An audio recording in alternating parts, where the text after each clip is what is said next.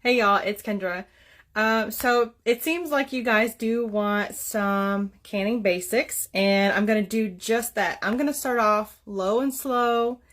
I'm going to start off with what tools you're going to need, and the varieties that those come in, and the types of pectin and different things like that, and then we'll move into a recipe. But first, I really want to go over some safety and the tools that you'll need for each upcoming recipe. So let's get started. The very first thing I'm going to say you need to get is this tool right here. This measures your headspace, and headspace is super important when you're canning.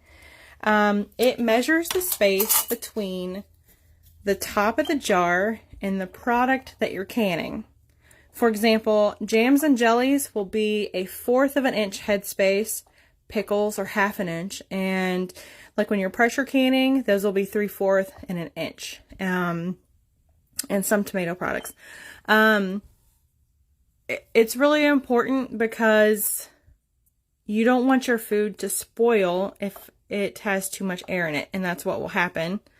But this is the most important tool to me in your canning tools.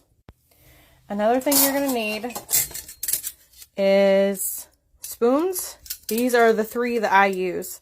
They're these Humongo stainless steel, and I've used them almost my entire canning career, and they are my favorites.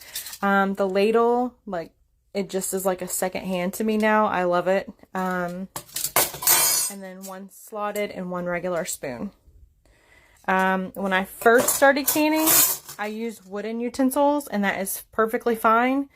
My suggestion is, though, label them. Label 1 for pickles, 1 for jam, because they do soak up. They are wood. So if you're making pickles and then you use that same wooden spoon for jam, there might be a little vinegar flavor, dill flavor stuck in that spoon. So that's my only suggestion for that. You're also going to need lids.